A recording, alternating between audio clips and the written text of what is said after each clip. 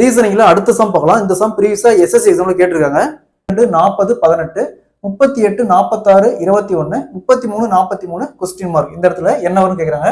So இந்த some பொறுத்த வரைக்கும் இங்க 32 இருக்கு, இங்க 40 இருக்கு, இங்க 18 இருக்கு.